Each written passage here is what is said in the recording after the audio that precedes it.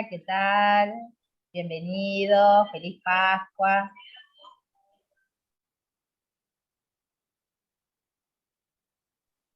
Hola, buenas tardes. Hola a todos, feliz Hola, Pascua. feliz Pascua.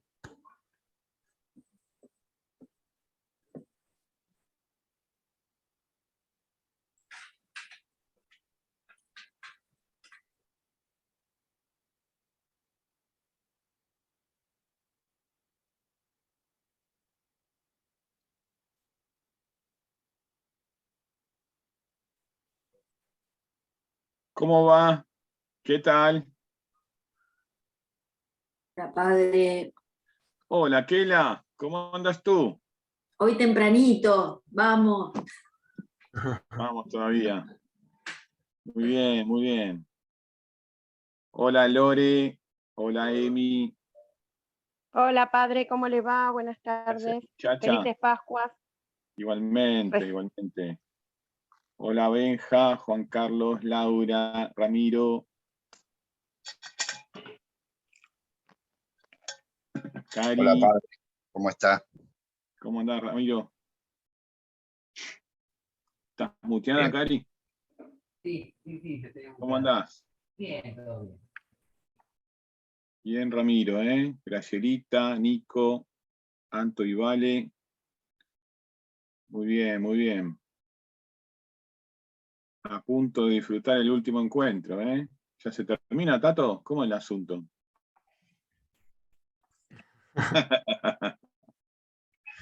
El Por ahora expositor, sí, el por expositor tiene la ahí, última palabra. ¿cómo? El expositor tiene la última palabra. Y así virtual yo creo que sí.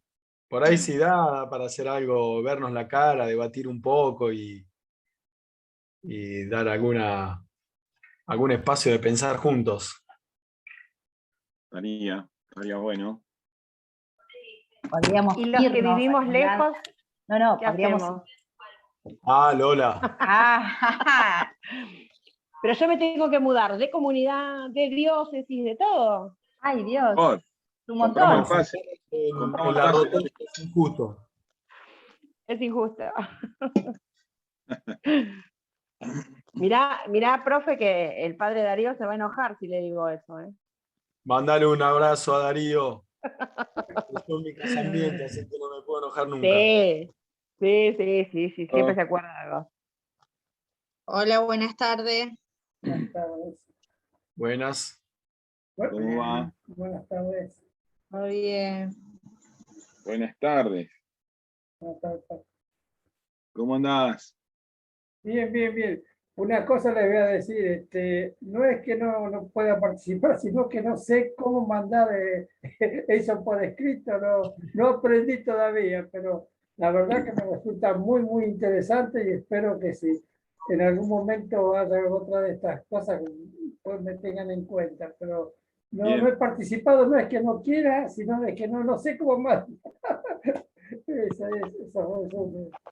quería decir. Bueno, está bueno, Juan Carlos, lo que decís, porque por ahí al final hoy podemos dejar el micrófono abierto también, como para que a alguno se le dificulta el chat, porque a veces también el celu es más complicado, que es más chiquito. Al final dejamos alguna consulta habilitando el audio de a uno para que no entre el micrófono así en acople y eso. Bueno. Sí, no, yo no puedo hacer ningún chat. No me da mi técnica todavía. Con toda paz.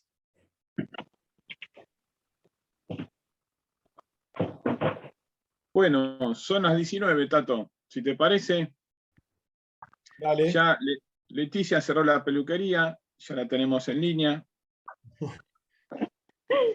Hola, padre, ¿cómo está? Buenas tardes. No me diga que estás cortando el pelo ahí, que está sin cámara. Sí, ya estoy terminando, ya termino. No, la clienta va a escuchar la última clase. El No, último ya ahí. termino. Hola, Rolo. Hola a todos, a todas. ¿Qué haces, Rolando? Bueno, si Bueno. les parece, arrancamos con los valientes que llegaron hasta el final, con la lengua afuera, después de la Pascua, cuando hablábamos con el padre de hacer estos espacios de encuentro y demás, pensábamos en torno a la Pascua, si los arrancábamos después, y bueno, de alguna manera fue así como medio providencial que cayó que el lunes de Pascua sea el último encuentro. Y también a la luz de lo que vivimos este fin de semana, aquellos que tuvimos la suerte de poder compartir algunas cosas, algunas celebraciones en la parroquia, con mucha alegría, con la presencialidad de vuelta, con templo lleno. No sé, yo hacía un par de años que la misa del sábado de Gloria se nos ponía difícil porque las nenas eran chiquitas y después vino la pandemia, así que fue como volver. Rolo levanta la mano, está en esa. Bueno, en un par de añitos hay que esperarla, Rolo, hay que bancarlo en un par de años más. Pero bueno, muy, muy, no sé, como reconfortante y al mismo tiempo esto de volver a encontrarse y de volver a celebrar juntos la Pascua, hermoso por donde sea. Y dentro de ese contexto, bueno, este espacio que tiene mucho de la Pascua, ¿no? Y mucho de lo que estuvimos charlando fue apareciendo a lo largo de las ceremonias, de las celebraciones. Y hoy les quiero compartir el primer punto para ir pensando, la primera idea para ir masticando, tiene que ver con un texto que escuchamos miles de veces y que en la última semana también lo hemos escuchado, el Domingo de Ramos, cuando se leyó la Pasión según Lucas, y en la Pasión de Lucas tenemos este episodio conocido como el Buen Ladrón. En los otros sinópticos, Mateo y Marcos, no está este episodio tal cual lo cuenta Lucas. En algunos habla de que los dos lo insultan.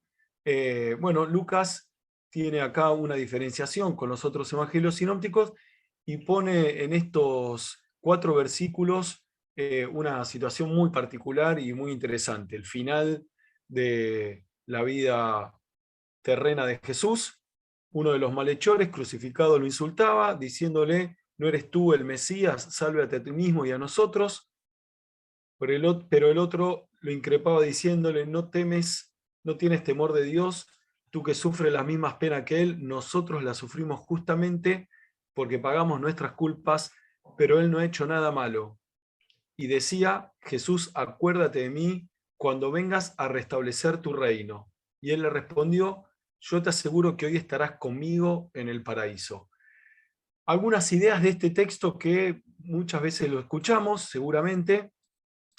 Fíjense la expresión del conocido como el buen ladrón, con esta idea de, bueno, cuando vengas a establecer tu reino, ¿no? Con esta idea de el reino como algo futuro, y la respuesta de Jesús del ya. Te aseguro que hoy estás conmigo en el paraíso, el reino ya está presente y hoy estás conmigo en el paraíso. 3 personajes y me quedo así como con una cosa de cada uno. El ladrón que pide perdón reconoce a Jesús como Salvador, una cosa, un dato ahí medio para tener en cuenta, para que el Imperio Romano te condene a muerte y muerte en cruz, no era cualquier cosa, ¿no? Digo, seguramente la condena a esta persona tenía que ser por algo muy grave. Si no, había otras formas de muerte menos tortuosas, menos humillantes, o incluso la flagelación y dejarlo en libertad, como dice Pilato en algún momento con Jesús: no veo causa, lo flagelo y lo dejo en libertad, o aún en la condena a muerte, otra condena distinta. Así que era pesado lo que estaba detrás, no era algo así nomás. Sin embargo, Jesús no reprocha, no condena, no, te acordaste tarde, no, bueno, pero habría que pensarlo antes. Digo, lo que veníamos trabajando en el encuentro pasado, el tema de la misericordia, que lo primero que le sale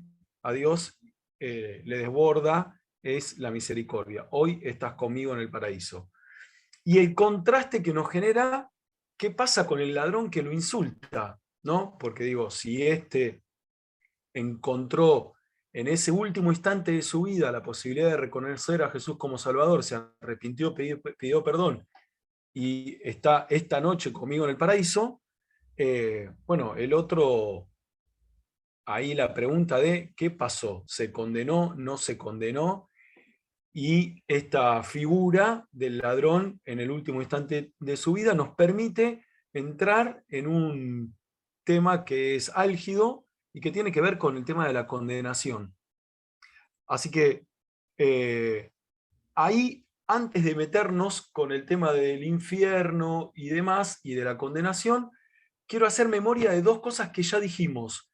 Gaudium Spes 22, este texto en donde mostraba a Jesús como el modelo de hombre, el prototipo, el verdadero hombre, el nuevo Adán, que en el final de ese punto, Gaudium Spes 22, hablaba de que asociarse a la Pascua de Jesús no era solamente para los cristianos, sino para todos los hombres de buena voluntad en cuyo corazón obra la gracia de modo invisible. Y esto nos abre a decir, bueno, ni vos ni yo sabemos cómo actúa la gracia porque es de modo invisible. Y Dios le ofrece, a través de su Espíritu, a todos la posibilidad de que en la forma que solo Dios conoce se asocien al misterio pascual.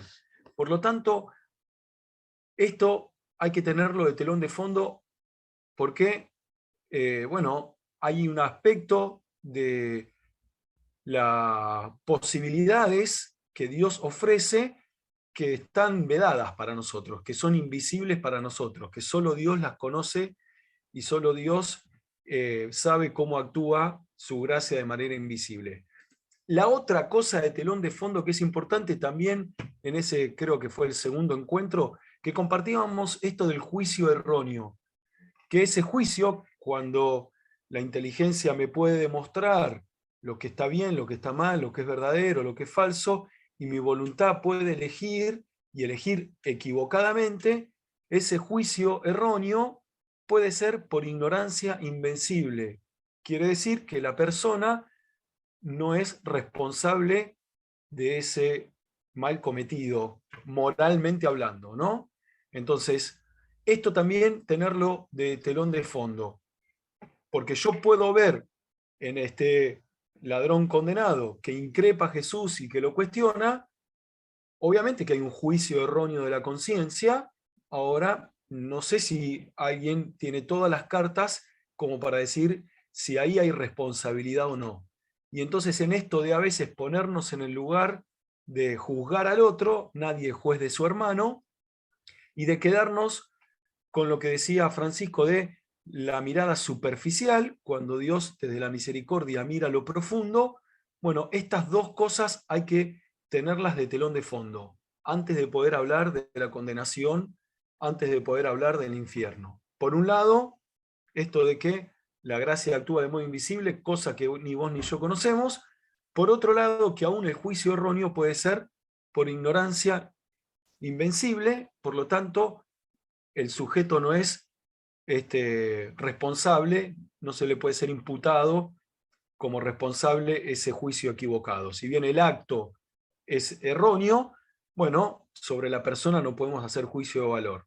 Con todo este telón de fondo, uno podría decir, bueno, entonces no se condena a nadie, porque si Dios es misericordioso, la gracia actúa de manera invisible, el juicio erróneo puede ser por ignorancia invencible, y todo esto no se condena a nadie. Bueno, esa afirmación no es del todo cierta, porque, bueno, si Dios realmente respeta mi decisión libre, con todo lo que implica la palabra libertad, que también dijimos en ese segundo encuentro, una inteligencia, una voluntad que se va formando, una conciencia moral que se forma para toda la vida, el video del doctor Albino, buena alimentación, buena estimulación, buenos ejemplos, cultura, deporte, casa, colegio, capilla, club, todo eso. Si en el fondo hubo una decisión libre mía, bueno, entonces Dios respeta esa decisión libre. Por lo tanto, el tema de la condenación como posibilidad no se puede negar. Fíjense el punto del Catic 1033, dice, salvo que elijamos libremente amarlo, no podemos estar unidos a Dios, y ahí sigue desarrollándose el punto. Digo, hay una elección libre. Dios se juega una apuesta fuerte. La apuesta es que el hombre le pueda decir que no. Y si ese no del hombre es una decisión libre, bueno, a Dios no le queda otra que bancársela. El omnipotente se hace impotente ante mi decisión libre. Y fíjense que el Catic va a hablar de un estado de autoexclusión. Esto que también veníamos diciendo la semana pasada, de autojuicio, de el juicio como encuentro y del juicio como que ya se iba dando, bueno, es la autoexclusión. Soy yo el que decido libremente no estar en comunión con Dios. Y ante eso a Dios no le queda más que bancarse mi decisión libre. Por lo tanto, hablar de que el infierno no existe sería ningunear a Dios en el respeto a nuestra libertad. Por honor de su palabra, dirían los textos proféticos, por honor de que realmente nos hizo libre, bueno, tiene que haber la posibilidad de que si hay alguien que lo rechace, Dios respete esa decisión, con el pesar y el dolor de un padre que ve a un hijo descarriado, pero con el respeto de la decisión libre. Todo esto que está bíblicamente contado por Jesús en cuanto al cielo o la condenación y demás, hay que darle un lugar de definición que es importante tener en cuenta, ¿no? Cuando hablamos las primeras clases decíamos que el estado de la persona muerta está más allá de este espacio y de este tiempo, sale de este espacio y de este tiempo, por lo tanto, hablar de está a la espera o algunas cuestiones temporales o espaciales suenan como medio raro. Y entonces acá en el Catic, un par de puntitos antes que el que leímos recién, habla de que, cuando habla del cielo, de que este misterio de la comunión de los bienaventurados con Dios y con todos los que están en Cristo sobrepasa toda comprensión y toda representación. La Escritura nos habla de ellas en imágenes. Todo lo que decimos a nivel de cielo, de condenación y demás, son imágenes.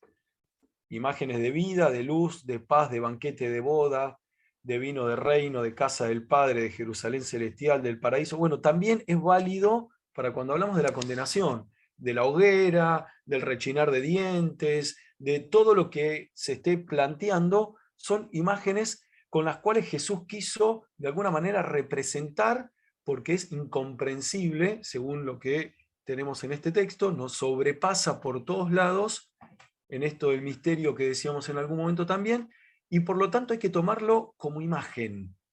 Entonces, hacer una literalidad del infierno en cuanto al lugar del fuego, del diablo y de, bueno, de la misma manera tendríamos que hacer una literalidad del cielo, como un granero. Entonces somos todos granitos aplastados unos arriba del otro. Y nadie piensa en el cielo de esa manera. Bueno, de la misma manera, la condenación, no pensarla haciendo una literalidad de las imágenes bíblicas.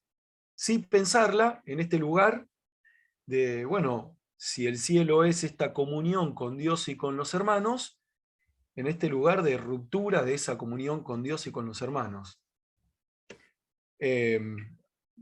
No me gusta citar a alguien sin dar fundamentos y demás, pero esta, la verdad, la busqué, la rastreé y no la pude encontrar, pero había un teólogo que hablaba de que si el hombre es un ser del encuentro, de la comunión y de la comunidad, por ahí en el infierno, como imagen más terrible, es la ausencia de todo eso.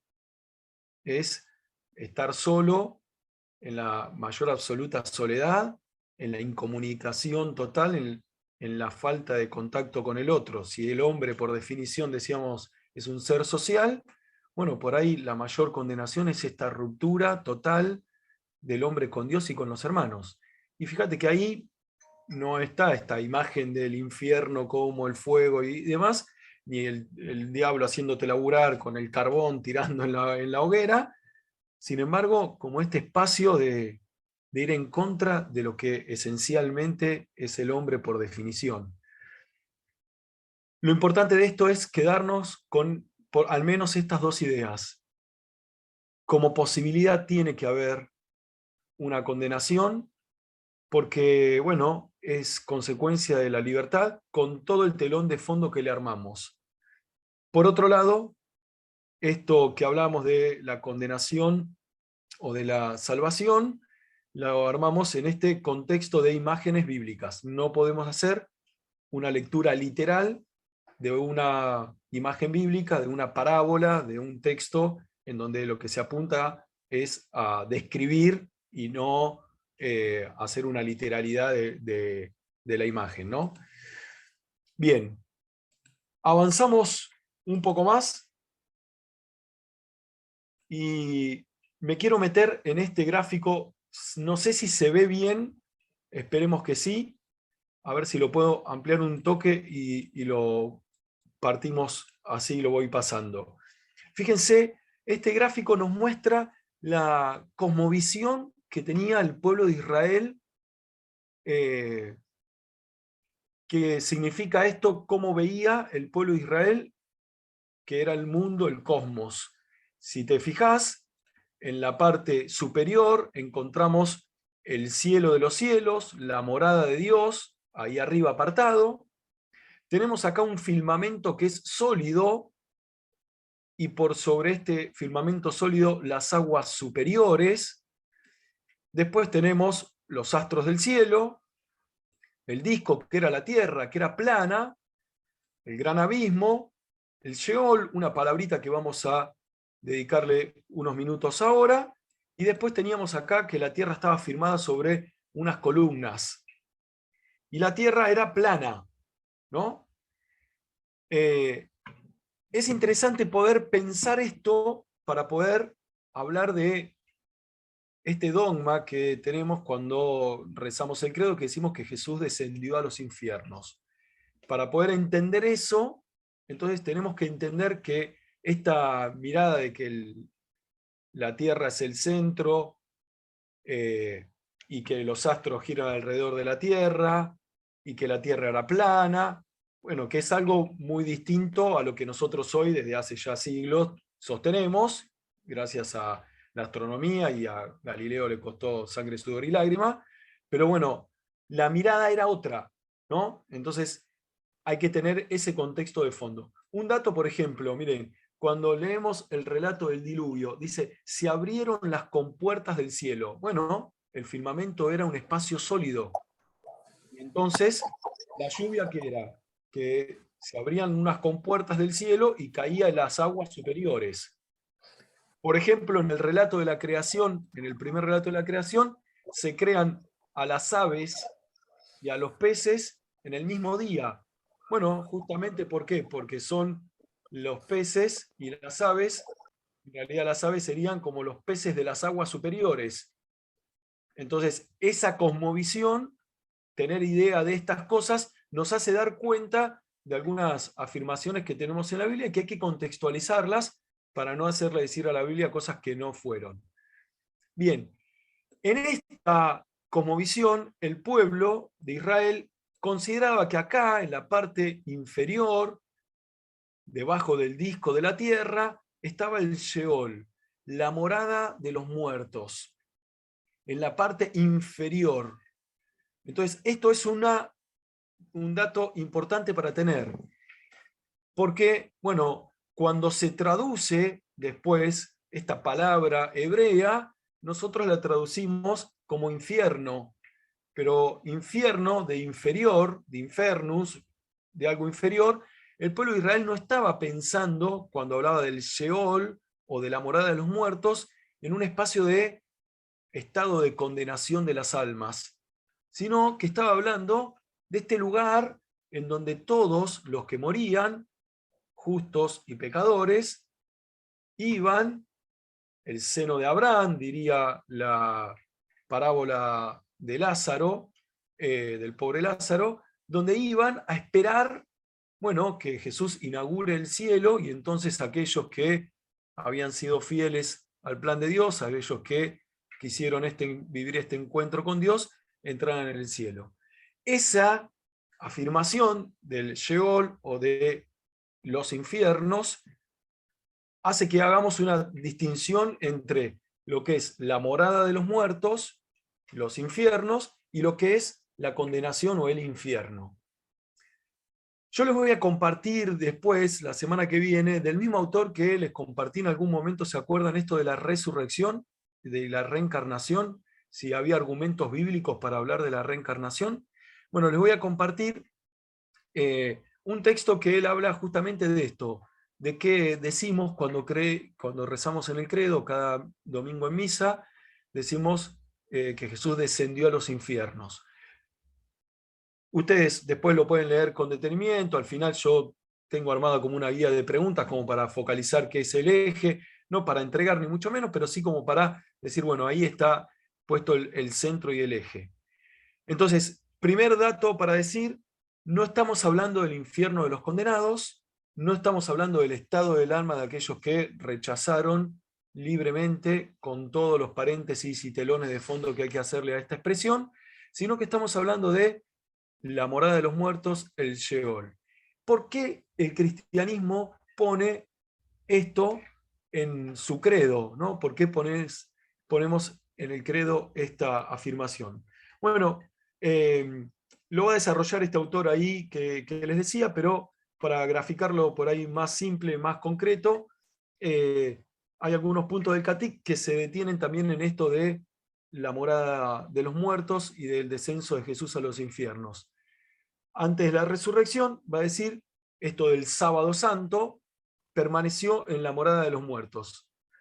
Y lo que quiere decir es que Jesús conoció la muerte como todos los hombres y se reunió con todos los hombres que le precedieron en la morada de los muertos. Acá hay un dato que hay que dar que tiene que ver con que en los primeros siglos, bueno, hasta que la Iglesia pudo dar forma a los dogmas cristianos, a los dogmas sobre Jesús, bueno, circulaba toda clase de interpretaciones, y una de esas tenía que ver con los docetistas, que viene del verbo latino doceo, que significa aparentar o parecer. ¿Qué decía esta corriente?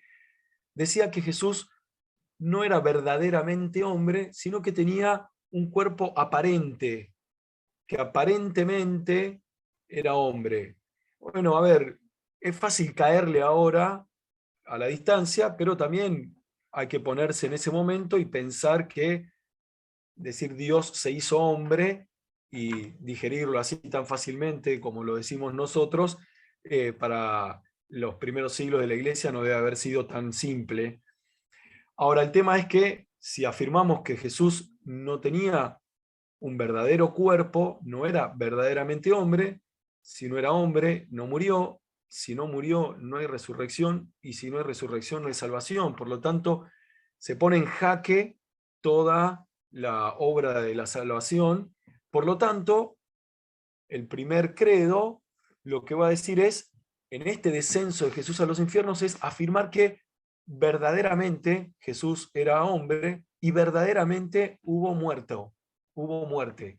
Verdaderamente Jesús era uno como cualquiera de nosotros, excepto en el pecado, y verdaderamente hubo muerte. Y entonces, si hubo muerte, puede haber resurrección. Primer dato entonces de esta afirmación de Jesús a los infiernos no tiene que ver con la condenación. Por otro lado, si la condenación es el rechazo de este encuentro con Dios, que Jesús descienda a los infiernos de los condenados, sería como una falta de respeto a aquellos que rechazaron y Dios no haciendo, siendo auténtico con esto de que la libertad del hombre, ¿no? Entonces, primera afirmación, esto del descenso de Jesús a los infiernos tiene que ver con que verdaderamente Jesús era hombre y verdaderamente murió. Y a tal punto se afirma eso hasta el momento de decir, bueno, estuvo en los infiernos, en la morada de los muertos, en el Sheol, en esta parte subterránea, en la cosmovisión que tenía el pueblo de Israel. La segunda afirmación de este dogma tiene que ver con que Jesús es el Señor de la historia y con que nadie se perdió de poder recibir la buena nueva. Nosotros los felices por creer sin haber visto. Bueno, recibimos a través del testimonio de los apóstoles y de los sucesores, recibimos el anuncio de la buena nueva, y todos aquellos que vivieron antes de Jesús, bueno, recibieron también el anuncio de la buena nueva. Todos los hombres de todos los tiempos y de todos los lugares recibieron el anuncio de Jesús como la buena noticia. Por lo tanto, doble afirmación sobre este dogma de que rezamos habitualmente: Jesús descendió a los infiernos. Tendríamos que hacer una distinción de: no estamos hablando del estado de los condenados, sino que estamos afirmando que Jesús es verdadero hombre, que verdaderamente murió, que estuvo en la morada de los muertos, en el Sheol, y que de esta manera todos los hombres recibieron el anuncio de la buena noticia. Ahí en el punto del Catic cita a la primera carta de Pedro: hasta los muertos han sido anunciada la buena noticia. Jesús, como Señor de la historia, todos los hombres de todos los tiempos y de todos los lugares. Nadie queda por fuera del anuncio. Bien, hacemos una pausa acá porque queda menos de 2 minutos. De paso, procesamos un poco de información. Cuando volvemos, si da, hacemos alguna pregunta y avanzamos un poco más. Gracias, Tato. Bueno, ahí en el chat Lili acaba de tirar una bomba neutrónica.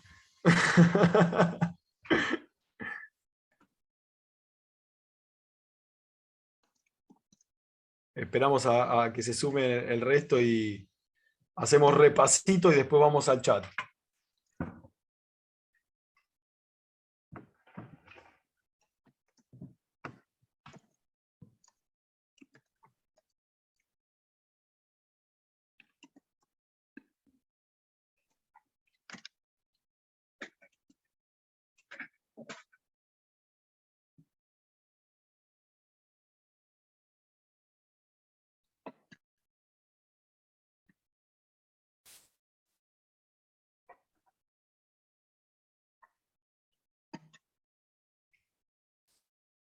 ¿Queda más gente, Silvia?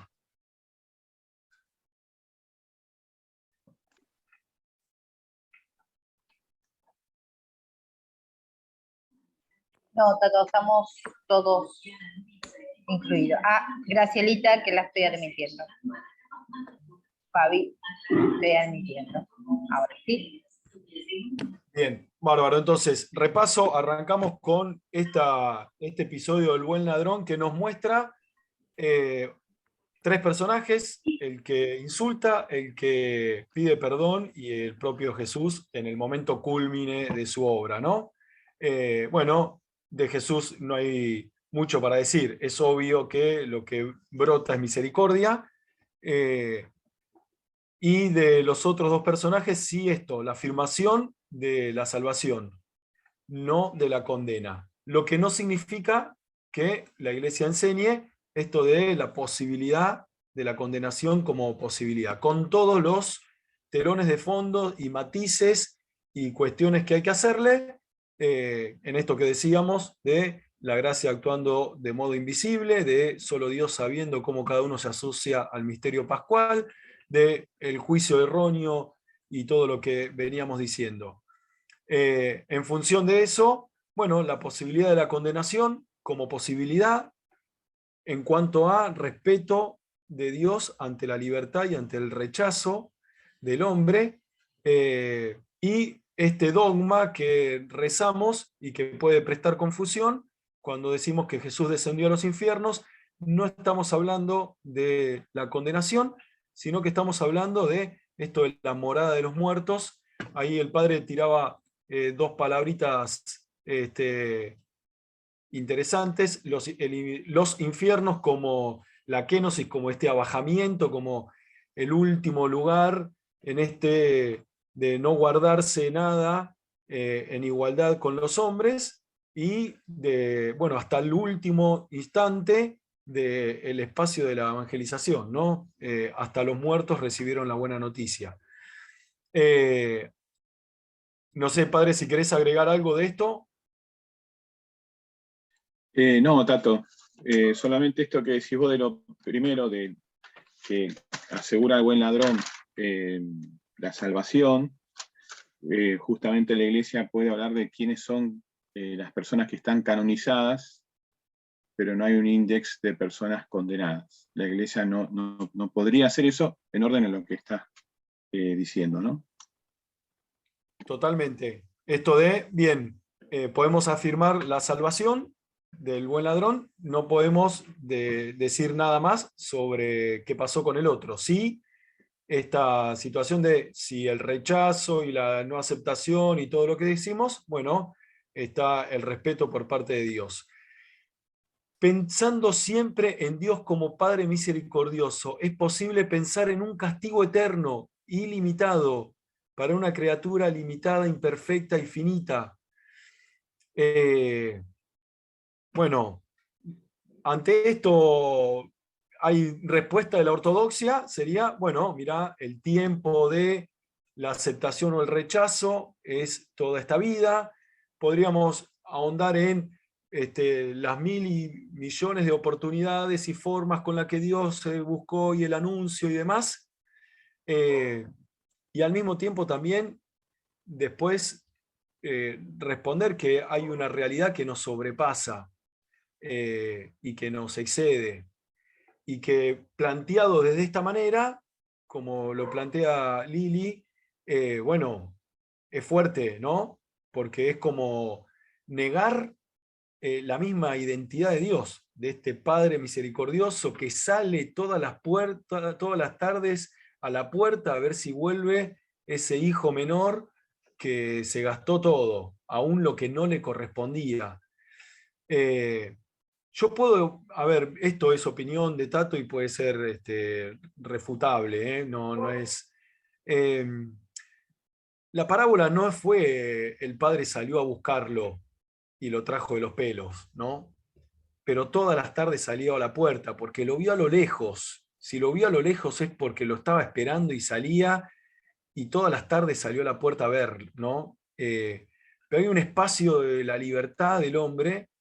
Hay un autor que se llama Víctor Frank, que es un psicólogo que tiene un libro muy bello que se llama El hombre en busca de sentido, que él dice, bueno, así como está la estatua de la libertad, en la otra costa tendríamos que hacer la estatua de la responsabilidad, ¿no? Ahí va de la mano.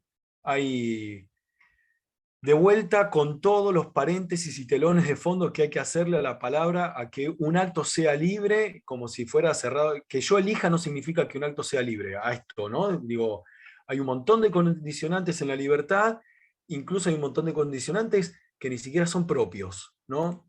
Revisemos la alimentación, la estimulación, los ejemplos, la posibilidad. Bueno, digo, en toda esa situación, si realmente fue un acto libre, bueno, la libertad es optar y dejar de lado algunas otras cosas, y viene de la mano de la responsabilidad, ¿no? Entonces, desde ese lugar, bueno, el padre siempre está dispuesto, y me parece que el texto del buen ladrón también está bueno desde este lugar. Hasta el último instante de tu vida, hayas hecho lo que hayas hecho, aún en lo más grave que pudo haber sido, para que tener semejante condena, estaba la oportunidad, ¿no? Y después ahí entra en juego este misterio de la libertad del hombre. De vuelta, opinable y debatible como un montón de las interpretaciones de nuestra fe, ¿no? De los dogmas que nos marcan una guía, pero que nos exigen seguir pensando. No es que me pongo la burrera y camino para adelante y lo trago sin más, ¿no? Bueno, este espacio quiso ser eso, una molestia a nuestra fe, que por ahí se tiende a quedarse en los lugares cómodos, ¿no? Bueno, una incomodidad a nuestro pensamiento, es decir, bueno, te agradezco, Lili, porque esa pregunta es una incomodidad a mi pensamiento y me hace seguir rumiando y repensando, y está bueno desde ese lugar, ¿no? Avanzar en no comprar el discurso que me encaja lindo en el bolsillo, ¿no? Y bueno, y ahí me quedé y me conformé. Tato. Sí. No, solamente un asterisco a pie de página, ¿no? Justamente con esto que decís, lo de la torre, la figura de la responsabilidad, ¿no? Al lado de la de libertad, es esto, ¿no? Hay una herejía que se llama la apocatástasis, o algo así, apocatástasis, no me recuerdo bien, no la tengo acá la palabra, que es esto de suponer de que hay otra instancia post-mortem a decidir, ¿no?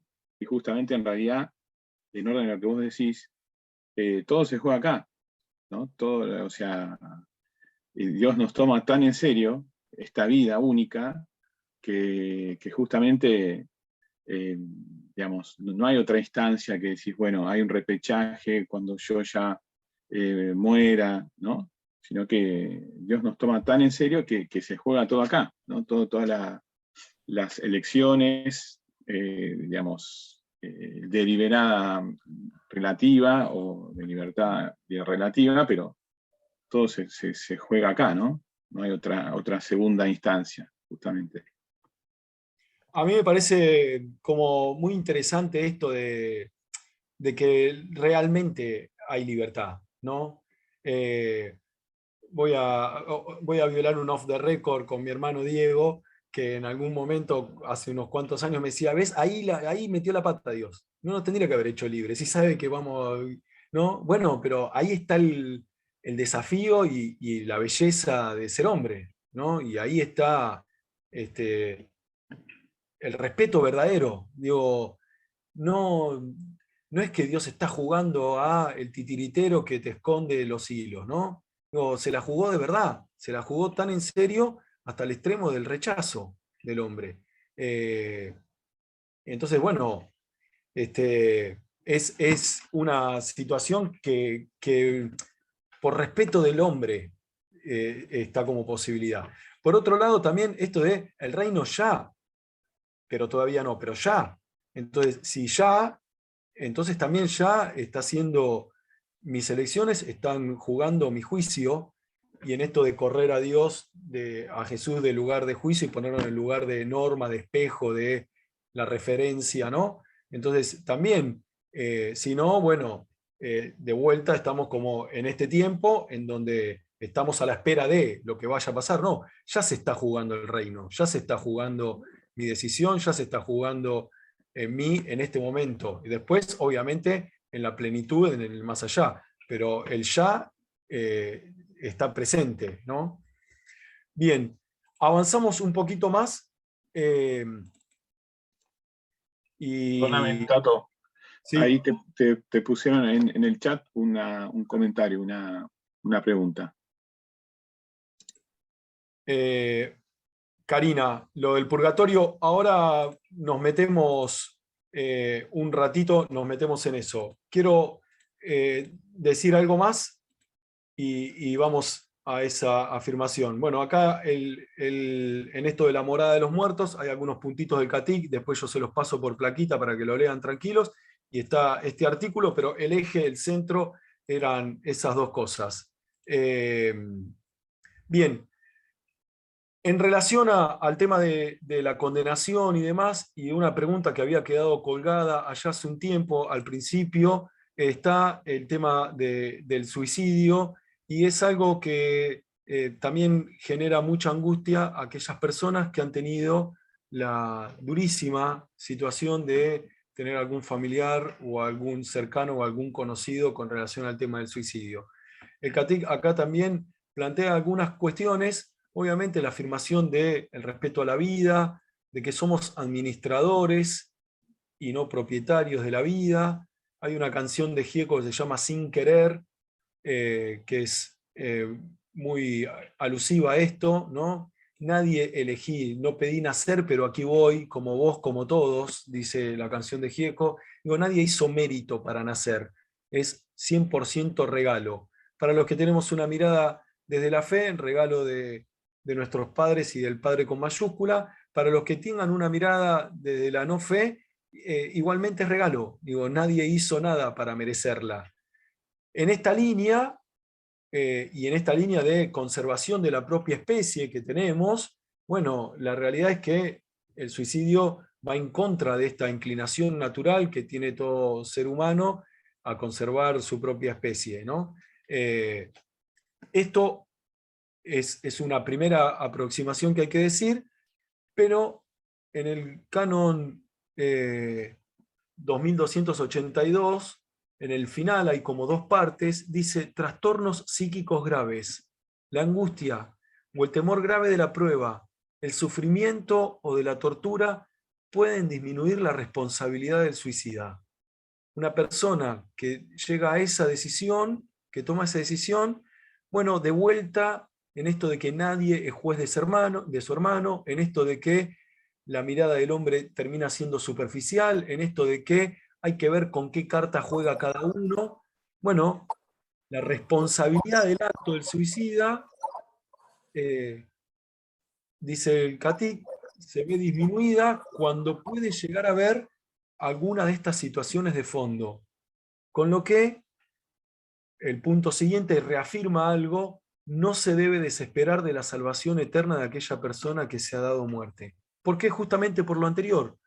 Porque uno no conoce. Miren, me parece que hay un hecho que es como paradigmático, que es como un hito en esta situación, que es el caso de Favaloro. Nadie puede hablar de Favaloro como alguien que odie la vida, como alguien que desprecia la vida. Un tipo que generaciones y generaciones le van a deber tener vida, o de haberle dado calidad de vida, o haberle posibilitado, porque cada vez que se haga un bypass en la historia de la humanidad, alguien va a tener que levantar los ojos y dar gracias a este gran hombre, que aparte tenía todo para estar en donde quisiera y eligió venir al barro. Entonces, digo, es muy fácil la mirada desde afuera, desencarnada. Bueno, la Iglesia enseña, en algún momento no lo era así, en algún lugar por ahí todavía culturalmente sigue estando muy fuerte esto de no se puede rezar por alguien que se suicidó, no se lo puede hacer un responso, no se lo puede pasar por la iglesia. Les digo porque me lo ha comentado gente por ahí en el seminario, que en algunos lugares del interior o en algunos países limítrofes todavía está muy fuerte esto, pero esto no tiene que ver con lo que la iglesia enseña, ¿no? Primero de que, de vuelta, habrá que conocer en lo profundo de lo que está viviendo esa persona, y acá hay aspectos psicológicos, psiquiátricos muy fuertes que desconocemos, y por sobre todas las cosas, esto de que, bueno, de la misma manera que Gaudium Spes 22, que Dios de manera invisible le da a todos la posibilidad, el Catic va a decir algo similar: Dios puede haberle facilitado por caminos que solo Él conoce la ocasión de un arrepentimiento salvador. La Iglesia reza por las personas que han atentado contra su vida, lejos de lo que en algún momento era como una mirada de separación y de prohibición. La Iglesia reza por estas personas. Por lo tanto, no desesperar, me parece que ese verbo, para alguien que haya tenido el mal trago de una situación similar, no desesperar, rezar por la salvación del alma de esta persona. Bueno, y hay atenuantes a la responsabilidad en función de las situaciones que estén pasando. Fíjense que habla de trastornos psíquicos, de angustia, del temor de la prueba, del sufrimiento, de la tortura.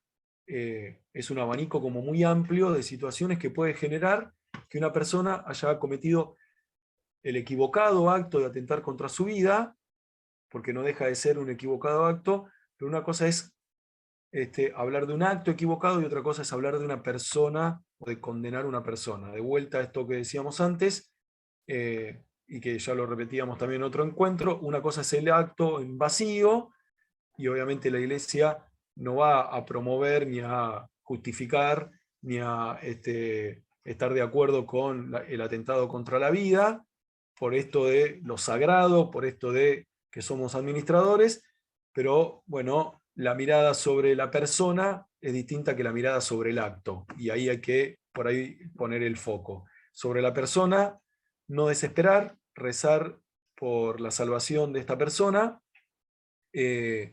Bueno, y obviamente que el acto es otra cosa distinta.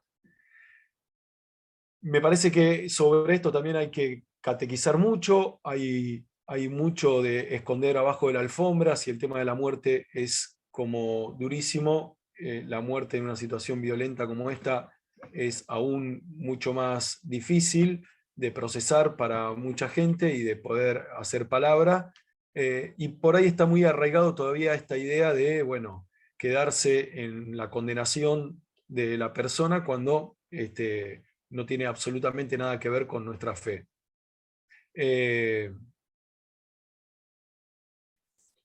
Benja pone ahí algo en el chat de Juan Pablo II, decía que el infierno es la total ausencia de Dios. Sí, bueno, este rechazo total a Dios y a los hermanos, ¿no? Si el cielo es el encuentro, bueno, el infierno sería esta rechazo a Dios y a la comunión que se da en torno a aquellos que también viven de Dios, ¿no? Algo para decir del purgatorio. Bueno, a ver, este estado de purificación, el purgatorio, hay algunos puntitos en el CATIC sobre el purgatorio, hay algunas cuestiones que están vinculadas a la consecuencia doble que tiene el pecado. Cada vez que yo cometo un pecado mortal, me alejo de Dios, pero bueno, eso también va generando una inclinación hacia el mal, una ruptura también con los demás. La confesión me permite restablecer ese lazo con Dios, pero bueno, hay esta inclinación que también se da en los pecados veniales, que aún no rompiendo la relación con Dios completamente, generan esta inclinación hacia el mal. A eso se lo llama como pena temporal, y esa pena temporal, el sacramento de la reconciliación nos restablece esta relación con Dios, pero bueno, esta inclinación sigue estando. Ahí hay un ejemplo clásico que es, bueno, esta doble consecuencia del pecado.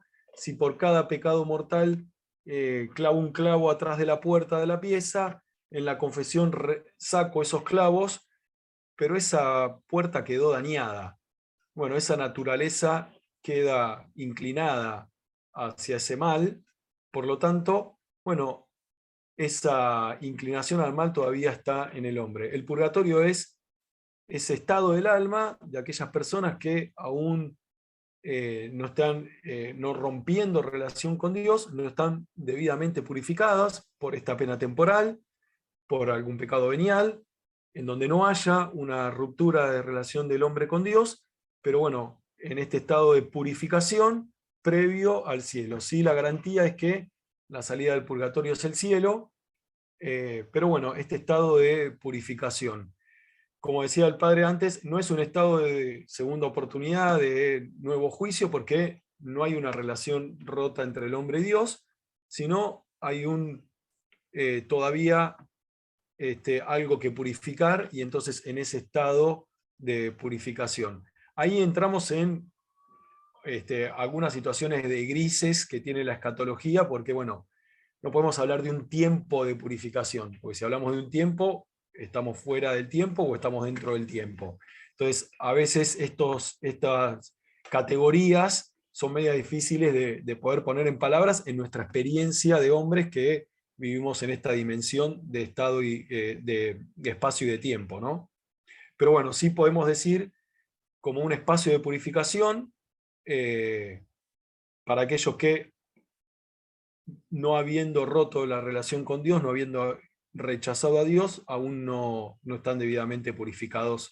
Esto es como lo que enseña la Iglesia sobre el estado del purgatorio. Por último, y con esto vamos cerrando y dejamos espacio a alguna consulta, alguna afirmación, alguna pregunta, algo que haya quedado picando, les quiero compartir el espacio de lo que llamamos la comunión de los santos. Esto de que el cielo, como espacio de encuentro con Dios, pero no solamente con Dios, sino con todos aquellos que también nos precedieron y aceptaron este desafío y vivieron el reino y trataron vivir de Dios, bueno, el cielo no como un espacio solamente de encuentro con Dios, sino también con nuestros seres queridos. En esa comunión, digo, nosotros hablamos de la iglesia como aquellos que caminamos acá en la tierra, los que habitualmente hablamos de la iglesia peregrina, y también hablamos de la iglesia como aquellos que están gozando ya del encuentro con Dios, y de aquellos que están purificándose en este estado del purgatorio, ¿no? En estos tres estados de la iglesia que está acá en la tierra, la iglesia que está purgando, la iglesia que está ya gozando del encuentro con Dios. Esa comunión de los santos, bueno, habitualmente nosotros hablamos en esta comunión de este encuentro, ¿no? Y de esta oración de nosotros por aquellos que son nuestros difuntos, y nos olvidamos que esta relación es una venida de dos manos, no solamente una mano de acá para allá, sino también una mano de allá para acá. La tenemos como muy internalizada en cuanto a estos santos canonizados, ¿no? Yo le pido a San Pantaleón, le pido a la Virgen de Guadalupe, le pido al Beato tal, le pido, bien, que intercedan ante Dios, ¿no? Ahora, cuando hablamos de nuestros difuntos, que no están canonizados, bueno, ahí nosotros rezamos por ellos. Y pareciera que la comunicación es solamente de acá para allá. Bueno, la Iglesia habla de una doble vía, ¿no? De una avenida de dos manos. Y fíjense que este canon habla de la comunión con los difuntos. No hace aclaración de esa comunión con aquellos que la Iglesia canonizó y tienen su estampita, su parroquia y su día de fiesta, ¿no? Por otro lado, también la Iglesia tiene un día que es el Día de Todos los Santos, en donde no es juntamos a todos los santos en el cielo y sacamos la selfie con Jesús, sino que es principalmente, bueno, que hay un montón de santos, diría Francisco, el de la puerta de al lado, que nunca van a tener una estampita, una parroquia, un templo a su nombre, pero que son santos. Y que todos, en nuestra historia de comunidad parroquial, podemos ponerle rostros y nombre y apellidos, ¿no? Bueno, esa gente de la cual a veces hasta compartimos la fe o recibimos su testimonio de fe y que nos alimentó en la fe, bueno, estos están gozando del cielo, no tenemos la certeza de la canonización, pero sí creemos en que esos difuntos estarán en este estado de purificación, estarán en el estado del cielo, y que nuestra relación con ellos no es solamente rezar por ellos para que accedan al cielo, sino también hacer a ellos intercesores nuestros. Fíjense que el cierre, lo que tengo ahí marcado en negrita, dice: nuestra oración por ellos puede no solamente ayudarles, camino de acá para allá, sino también hacer eficaz su intercesión en nuestro favor. Yo le rezo a mis difuntos, que intercedan ante Dios por mí. San Cayetano tiene la oficina llena. Mi vieja, seguramente somos poquitos lo que le rezamos. La Iglesia enseña que la comunión de los santos es con tus difuntos y pidiéndole a ellos que intercedan ante Dios por vos, pidiéndole a ellos que le tiren de la barba a Jesús. Por lo tanto, rezamos por los difuntos, y en esto lo tenemos como muy marcado desde la primera iglesia. Arranca la misa y hacemos un rezar por los difuntos largo, en el momento de la plegaria eucarística en algún momento rezamos por nuestros difuntos. Bueno, pero la iglesia también enseña esta cosa de una intercesión de ellos por nosotros. Esto de a los muertos no hay que molestarlos, error. Hay que hincharles y rezar y pedirle a ellos que intercedan por nosotros, en nuestro favor, porque, bueno, también es su tarea, ¿no? Cierro con esto, les comparto una canción que hizo una señora, Agustina Mendoza, un cura que se llamó Rodolfo Ricciardielli, trabajó muchos años en la Villa 1114 del Bajo Flores, Y en alguna misa, creo que en el 5º aniversario de su muerte, esta mujer escribió esta canción que hace un himno de esto de la comunión de los santos. Dice: anoche tuve un sueño, soñé que un ángel me habló, lo que pasó en el cielo, el ángel a mí me contó, el día 13 de julio hasta el cielo llegó el Padre de los humildes que ese día nos dejó. San Pedro le abrió la puerta, la Virgen lo recibió, Jesús le dio un abrazo y el Padre Dios le sonrió. El cielo estaba de fiesta, un hijo amado llegó, y tocaron las orquestas y el coro de ángel cantó. Discurso de bienvenida, Carlos Mujica leyó, también estaba Bernaza, que bienvenida le dio. Sentados en la mesa estaba el padre Daniel, conversando con Juan Diego y el negrito Manuel. Hay alguna aclaración: Mujica de la Villa 31, Bernaza junto con Ricciardielli en la 1114, el padre Daniel de la Villa 21-24 de Barraca, Juan Diego de la Virgencita de Guadalupe y el negrito Manuel, que conocemos de Luján. Había ya tanta gente que no lo podía creer. También estaba presente el indiecito José de la Virgen de Cacupé de Paraguay. Aquí termina el sueño, el ángel se alejó, pero me dijo sonriendo: Rodolfo ya está con Dios. Ahora que estás en el cielo, sentado al lado de Dios, cuida siempre tu rebaño, triste quedamos sin vos. Y por ahí terminamos como arrancamos. Perdón la mariconeada, pero esta doble realidad ante la muerte.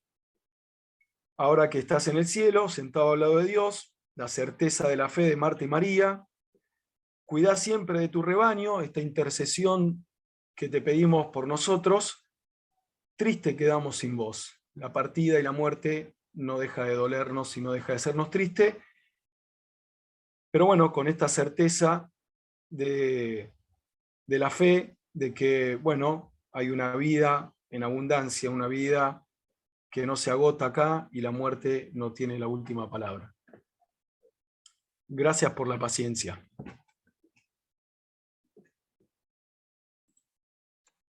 Muchas gracias, Tato. Gracias a vos, Tato. Gracias a vos. Muchas gracias. Gracias.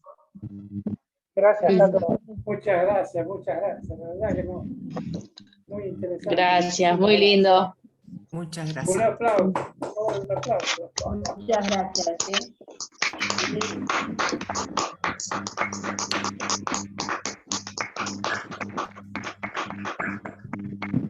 Gracias. Si te vas picando ahí en el chat o en el micrófono para aclarar, para repensar, para llevarnos más preguntas, que está bueno también eso.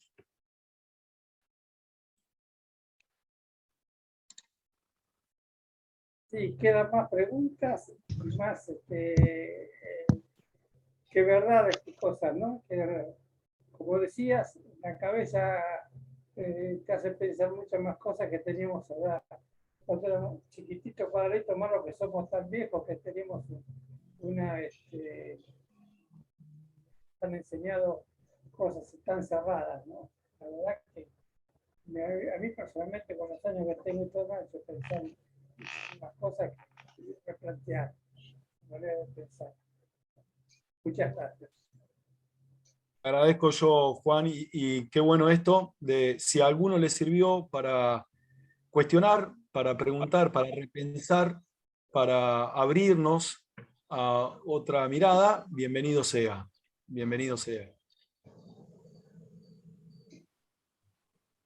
Yo quería comentar esto, como siempre, todo esto, ¿no?, que decimos nos deja más preguntas, que es bueno, ¿no?, interrogantes, o quizás asumir con madurez que lo que aprendimos, bueno, fue lo que nos pudieron enseñar, que si ahora estamos a full con la misericordia de Dios, y nadie nos mueve de ahí, sobre todo con todos los documentos del Papa, ¿no? todo lo que aprendimos, repensarlo por esa misericordia, por esa parábola, y ver si realmente le cabe a Dios, ¿no? Y ahí después nosotros tendremos nuestras respuestas particulares. Quizás no es necesario que hagamos un tratado, pero que nos va a servir a nosotros, ¿no? O sea, cuando uno repiensa todo lo que pasa y todo lo que dijo y todo lo que aprendió a través de esa misericordia, salen otras cosas. Y creo que quizás no necesitamos tener un libro gordo de petete, necesitamos poder hacer ese ejercicio de pensarlo cuando nos está pasando a nosotros, ¿no? Cuando algo nos hace ruido, y esta situación o esto no lo puedo decir en nombre de Dios. No puedo decir esto de Dios, si Dios es misericordioso. Entonces, si hacemos ese ejercicio, creo que es valiosísimo, y está re bueno no tener todas las respuestas de antemano, porque eso es la vida, ¿no? Que se nos vayan dando las cosas y que tengamos la madurez de decir, bueno, así nos lo enseñaron, porque eso supieron, porque así era en otro momento, pero ahora, si no me cabe acá, me quedo con esto, ¿no? Me quedo con esto, todo lo que vos dijiste, que me parece excelente, en torno a la comunión, ¿no? Porque la vida es eso, o sea, ese cielo también, que a veces nos enseñaron como muy solitario, de estar adorando a Dios como postrados casi inmóviles, y que no tiene nada que ver con todo lo que vinimos hablando en este curso, ¿no? Que siempre hablamos de comunión. Entonces esa construcción es fundamental. Así que, bueno, yo te lo agradezco, mil, Tato. Yo también, mil.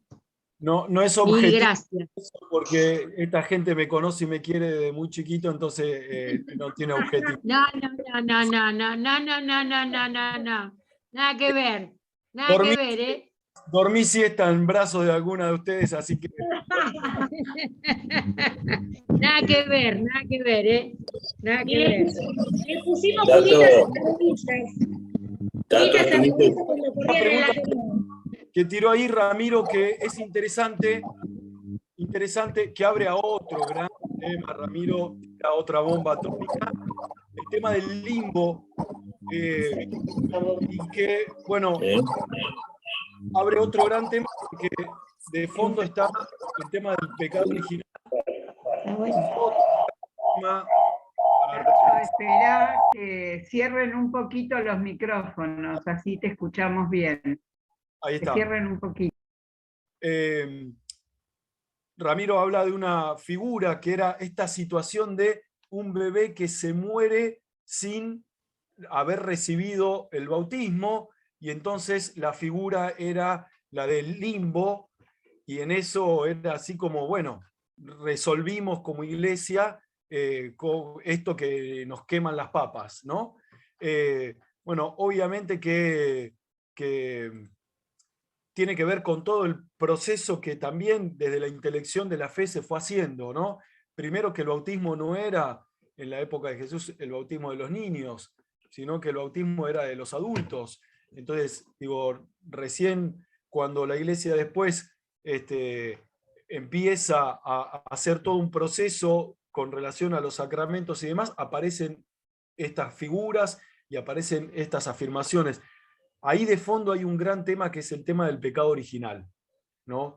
Que es por ahí para otro